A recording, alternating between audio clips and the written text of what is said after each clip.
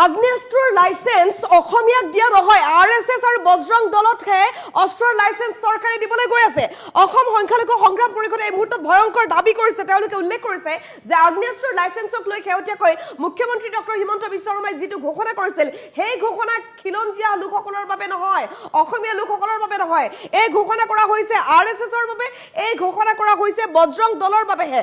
আগ্নেয়াস্ত্ৰৰ licence তেওঁলোককহে দিয়া হ'ব অসমীয়াৰ গইনালৈ এই অভিযোগ উত্থাপন কৰিছে অসম সংখ্যালঘু পৰিষদে। শেহতীয়াকৈ যেটো মুছলিম অধ্যুষিত অঞ্চলবোৰত খিলঞ্জীয়া লোকসকলৰ নিৰাপত্তাৰ স্বাৰ্থত খিলঞ্জীয়া লোকসকলে ল'ব পাৰিব আগ্নেয়াস্ত্ৰৰ লাইসেন্স, এই কথা মুখ্যমন্ত্ৰী ডক্টৰ হিমন্ত বিশ্ব শৰ্মাই ঘোষণা কৰিছিল। আৰু ইয়াৰ পাছতে সমগ্ৰ ৰাজ্যজুৰি বৰ্তমান প্ৰতিক্ৰিয়া অব্যাহত আছে।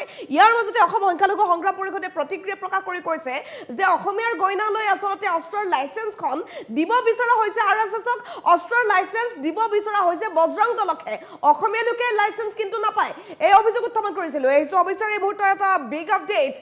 এবাৰ প্ৰতিক্ৰিয়া আৰম্ভ হৈছে আগ্নেয়াস্ত্ৰৰ লাইসেন্সক লৈ। অসমীয়াক নহয় আৰএছএছ আৰু বজৰং দলকহে অস্ত্ৰৰ লাইসেন্স চৰকাৰে দিছে। চৰকাৰে খিলঞ্জীয়াক আগ্নেয়াস্ত্ৰ প্ৰদান কৰিব বিচৰা নাই। এয়া আচলতে এটা অহিলা লৈছে অসম চৰকাৰে বজৰং দল আৰু আৰএছএছকহে দিব বিচাৰিছে মাৰণাস্ত্ৰ। এয়া চৰকাৰৰ নতুন কৌশল বুলি কৈছে। খিলঞ্জীয়াক অস্ত্ৰ প্ৰদানৰ গইনা লৈ আৰএছএছক প্ৰদান কৰিছে অস্ত্ৰ। অসমীয়া হিন্দু মানুহে অস্ত্ৰ বিচৰা নাই, সেই কথা উল্লেখ কৰিছে অসম সংখ্যালঘু পৰিষদে। সংখ্যালঘু মুছলমানৰ বিৰোধিতা কৰিবলৈ গৈ অসমৰ সৰ্বনাশ কৰিব বিচাৰিছে চৰকাৰখনে, এই প্ৰতিক্ৰিয়া প্ৰকাশ কৰিছে বিভিন্নজনে। অসম সংখ্যালঘু সংগ্ৰাম পৰিষদৰ মহম্মদ আলী খালিফাই ভয়ংকৰ দাবী উত্থাপন কৰিছে। বৰ্তমান ভয়ংকৰ দাবী তেওঁ কৈছে অসমীয়াৰ গইনালৈ আৰএছএছ আৰু বজৰং দলকহে অস্ত্ৰৰ লাইসেন্স চৰকাৰে দিছে।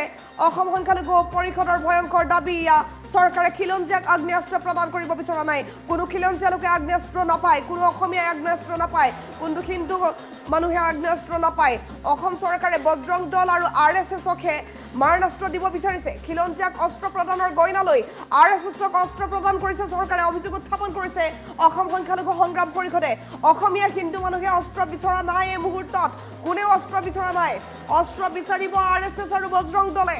সংখ্যালঘু মুছলমানৰ বিৰোধিতা কৰিবলৈ গৈ অসমৰ সৰ্বনাশ কৰিব চৰকাৰে, মন্তব্য কৰিছে অসম সংখ্যালঘু সংগ্ৰাম পৰিষদে।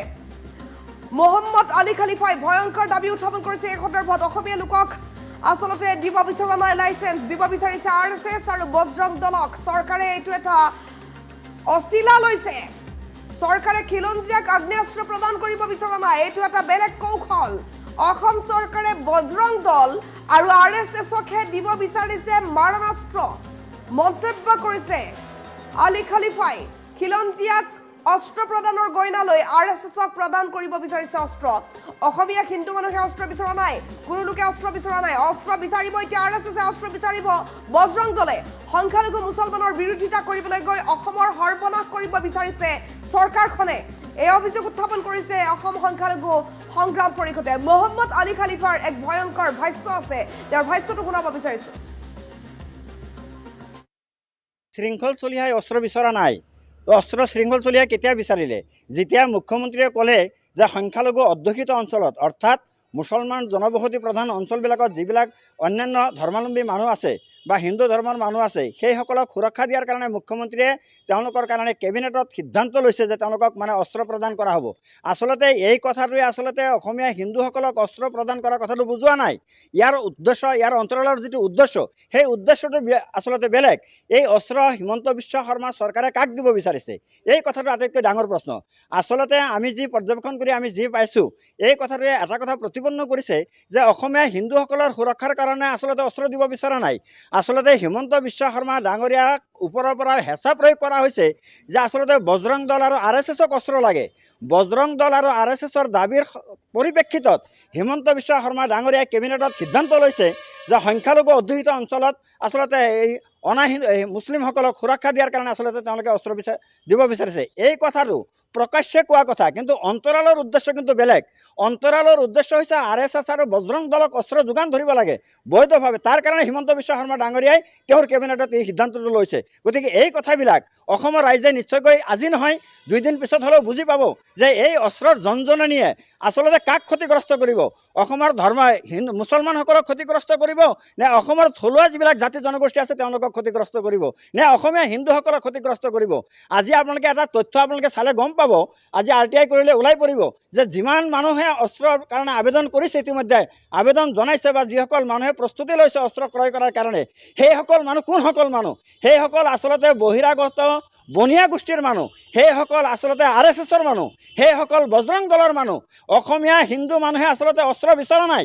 আজি অসমীয়া হিন্দুসকলৰ যিসকল বৌদ্ধিক মহল আছে, যিসকল বুদ্ধিজীৱী আছে, উচ্চ শিক্ষিত মানুহ আছে, যিসকল জনা বুজা মানুহ আছে, তেওঁলোকে কিন্তু অস্ত্ৰ বিচৰা নাই। তেওঁলোকে ইয়াৰ বিৰোধিতা কৰিছে যে এই অস্ত্ৰই এটা সময়ত গৈ অসমীয়া হিন্দুসকলক ক্ষতিগ্ৰস্ত কৰিব, অসমীয়া থলুৱা জনগোষ্ঠীসকলৰ মাজত এটা সংঘাত সৃষ্টি কৰিব। আজি বনিয়া গোষ্ঠীহঁতৰ মাজত আজি অস্ত্ৰ যাব, সেই অস্ত্ৰৰ দ্বাৰাই বনিয়া গোষ্ঠীয়ে এটা সময়ত গৈ আজি খিলঞ্জীয়া মানুহৰ ওপৰত তেওঁলোকে প্ৰভুত্ব চলাব। এই কথাটো স্পষ্ট হৈ পৰিছে। আজি উজনি অসমেই হওক বা নামনি অসমেই হওক, খিলঞ্জীয়া ভাই বন্ধুসকলে তেওঁলোকে আচলতে বস্তুটো ধৰিব পৰা নাই যে আজি তেওঁলোকে যে কৈছে যে খিলঞ্জীয়াসকলৰ সুৰক্ষাৰ কথা। আজি যদি আপোনালোকে এটা কথা আজি পৰ্যালোচনা কৰে, আপোনালোকে দেখিবলৈ পাব যে নেশ্যনেল হাইৱেৰ দুয়ো কাষে থকা যিবিলাক মাটি আছে, সেই মাটিবিলাক কোনে ক্ৰয় কৰিছে? আজি বনিয়া গোষ্ঠীয়ে ক্ৰয় কৰিছে, বহিৰাগত বনিয়া গোষ্ঠীয়ে ক্ৰয় কৰিছে। আজি থলুৱা মানুহৰ মাটি আজি বনিয়া গোষ্ঠীৰ হাতত গৈছে, আজি হিন্দী বলৰ হাতলৈ গুচি গৈছে। এই কথাটো আচলতে অসমৰ খিলঞ্জীয়া জাতি জনগোষ্ঠীৰ মানুহসকলে আচলতে উপলব্ধি কৰিব পৰা নাই। গতিকে আমি সেইসকল ভাই বন্ধুসকলক আমি আহ্বান জনাইছোঁ যে আপোনালোকে সংখ্যালঘু মুছলমানৰ বিৰোধিতা কৰিবলৈ গৈ আপোনালোকে অসমখনৰ আপোনালোকে সৰ্বনাশ কৰিব বিচাৰিছে।